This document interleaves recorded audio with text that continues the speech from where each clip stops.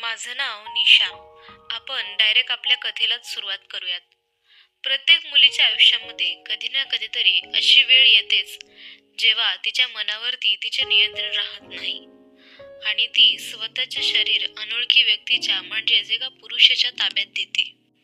माझ्या जीवनामध्ये पण एकदा अशी घटना घडली आहे जे की मी तुम्हाला आज सांगणार आहे. मी शाळेमध्ये असताना एका प्रयोगात भाग घेतला होता. हा शास्त्रीय प्रयोग होता. शाळेत सर्व मुलांना काही ना काहीतरी प्रयोग करायला सांगितले होते. शाळेमध्ये खूप जोमाने तयारी चालू होती. मोठा कार्यक्रम आयोजित केला होता. मी जे शास्त्रीय प्रयोगात भाग घेतला होता त्या प्रयोगाच्या तयारीत आम्हाला आमचे सरच मदत करत होते. आमच्या सरांचे नाव नितीन सर असे होते आणि तेच आमच्या ग्रुपला मार्गदर्शन करत होते. आमच्या ग्रुपमध्ये आम्ही 5 मुली होतो. दरवेळेस दुपारी जेवण झाल्यानंतर आम्ही 5 मुली आणि नितीन सर विज्ञान प्रयोगशाळेत भेटत असे. सर खूप मनोरंजक स्वभावाचे होते. ते आमच्यासोबत खूपच मोकळ्या मनाने बोलत असे. त्यामुळे आम्हालाही त्यांच्यासोबत गप्पा मारायला काही वाटत नसे. काही दिवस असेच उलटले. रोज भेटत असल्याने सरांबरोबर आमची चांगलीच मैत्री झाली होती. विज्ञान प्रयोगशाळेत आमच्या चांगल्याच गप्पा रंगायच्या. हळूहळू आम्हाला सरांचा स्वभाव जरा बदललेला जाणवू लागला. एकदा असंच सरांनी बोलता बोलता माझ्या एका मैत्रिणीच्या खांद्यावर मागून हात ठेवला. खांद्यावर हात ठेवून तिला ते सांगत होते की तुझं काय चुकलं आहे आणि तुला हे चूक सुधारायला हवी.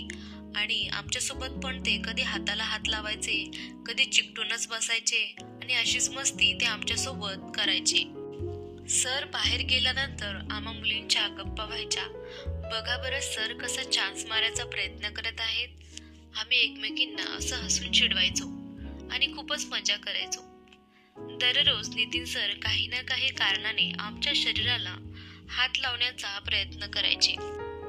दुसऱ्या दिवशी मी शाळेत गेल्यावर बघते तर काय, आमच्या 5 मुलींपैकी 4ही मुली गायब. म्हणजेच मी एकटीच तिथे हजर होते.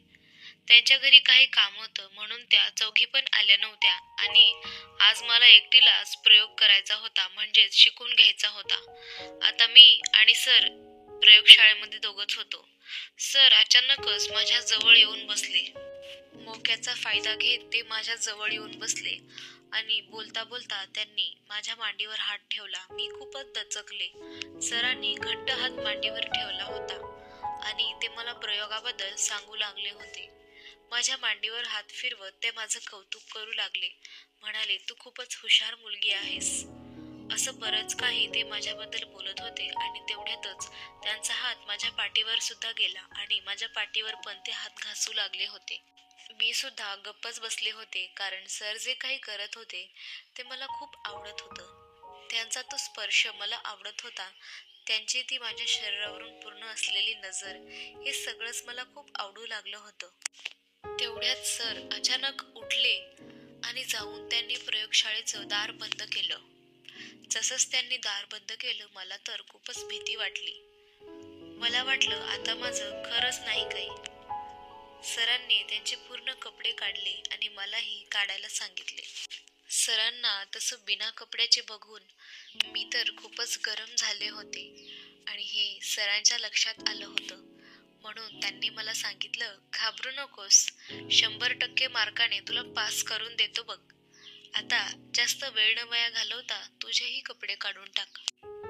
पास तर मला व्हायचंच होतं. सर माझ्या जवळ आले आणि स्वतःच त्यांच्या हाताने माझे कपडे काढू लागले. मीही त्यांना अडवले नाही. कपडे काढताना त्यांनी त्यांचा हात माझ्या छातीवर फिरवला आणि ते खूपच जोरात दाबू लागले. हात फिरवताना ते मला म्हणाले, काय मोठे आहेत का तुझे? एवढे तर माझ्या बायकोचे पण नसतील.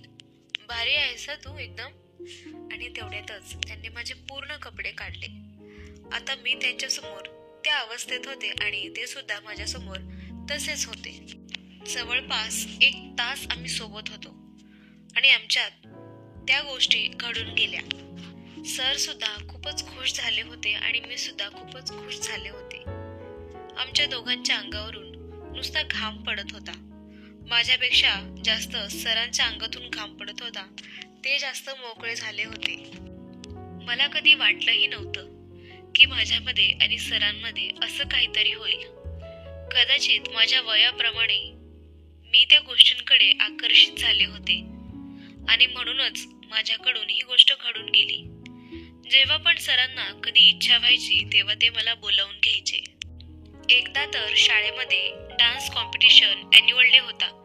मीही त्या डान्समध्ये भाग घेतला होता.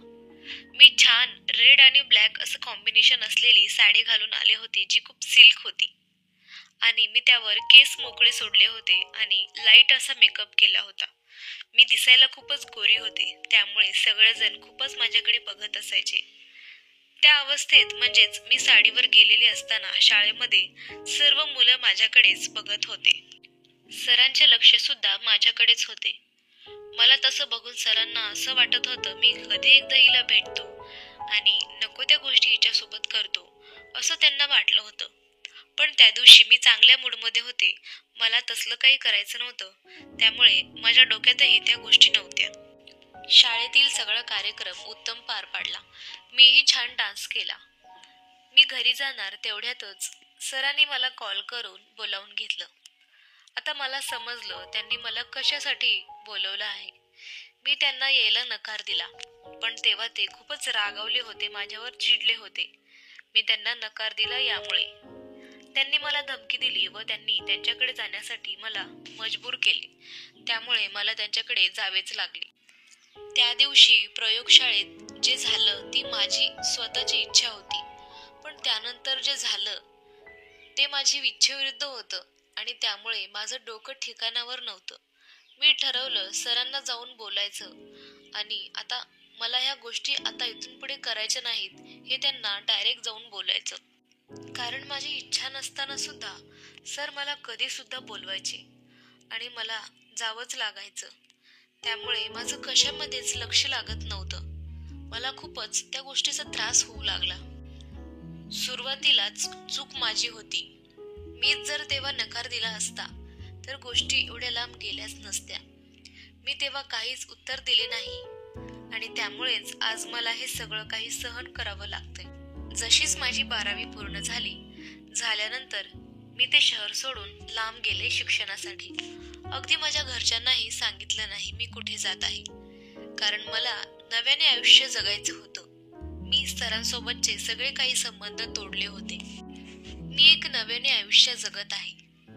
माझ्या भूतकाळात जे काही माझ्यासोबत झालं त्यात माझीही थोडी चुकी होती आणि त्यामुळेच मला त्या गोष्टीचा आजही पश्चाताप होतो.